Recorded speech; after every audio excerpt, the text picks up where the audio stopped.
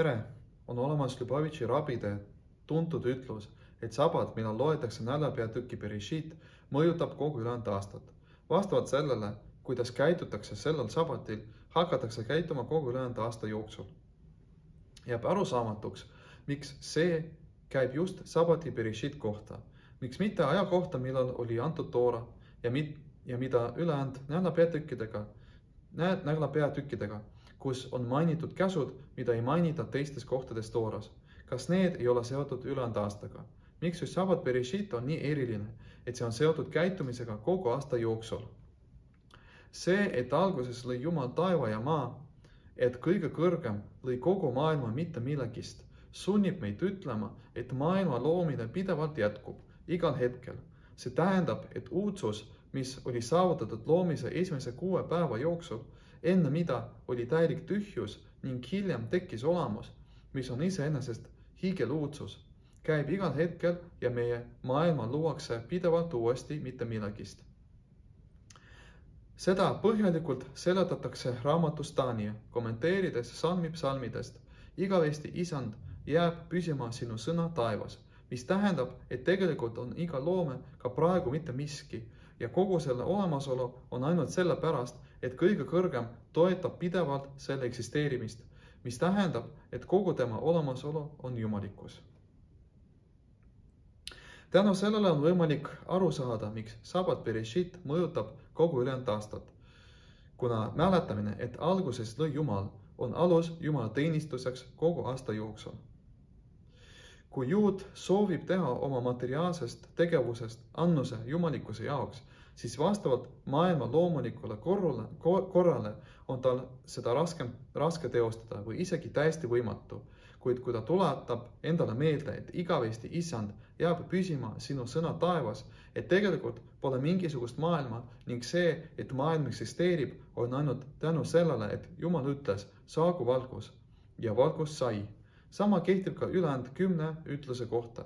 Püha olgu ta õnnistatud, vaatas toorasse, kus on kirjutatud 10 ütlust ja lõi maailma. Nähtudes sellest, et kogu maailma eksistents on olemas tänu 10 ütlusele, teab ta, et maailma eksistents ei saa olla takistuseks käskude täitmisele, kuna samas tooras on kirjas, et mina olen Isand sinu Jumal, koos ülejäänud 613 käsuga.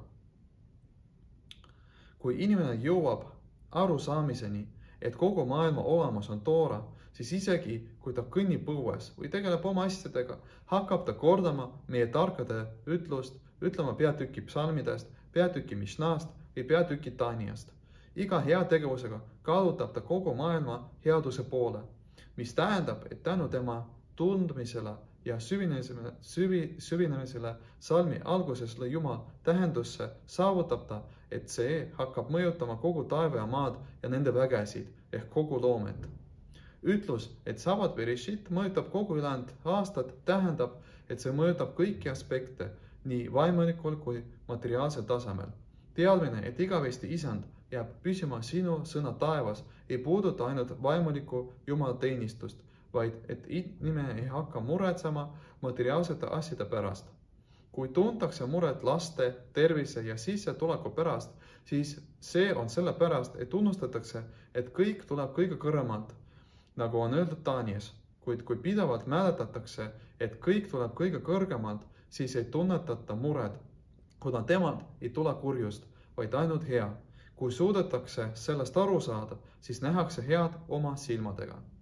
On olemas komme, et sabatil Bereshit ostetakse heategusid, õigust minna üles toora juurde selle lugemise ajal, terveks aastaks.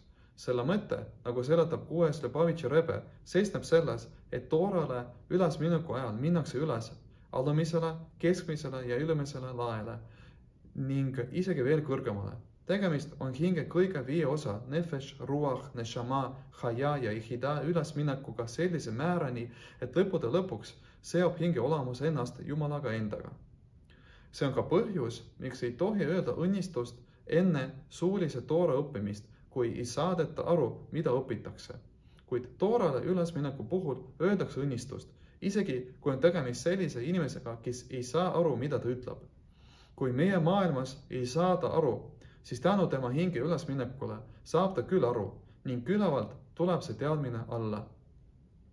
Maailm on seotud tooraga, nagu on öeldud, et püha olgu ta õnnistatud, vaatas toorasse ja lõi maailma. Midrash nimetab toorat lehtedeks ja laudadeks, kavandiks, mille järgi ehitatakse hoone. Tänu toorale ülesminekule tõmmatakse see aspekt materiaalsusesse.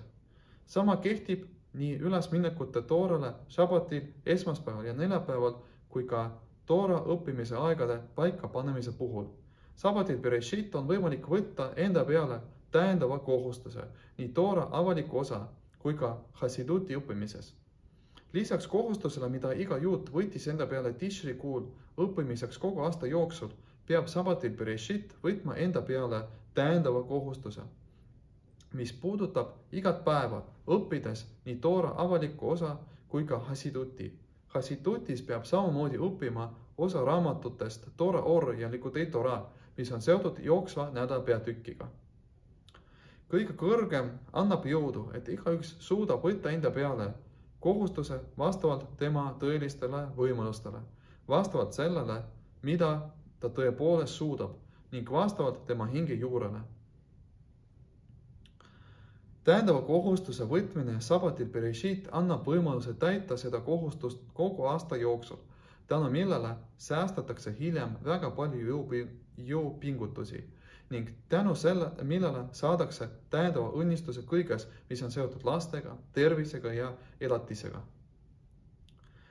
On palju räägitud kokkuvõtete eelisest. Kokkuvõtteks, igaüks peab võtma enda peale kohustuse täiendavaks õppimiseks nii toora avatud osas kui Hasidutis. Tuleval Šabatil õnnistatakse Heshvani kuud.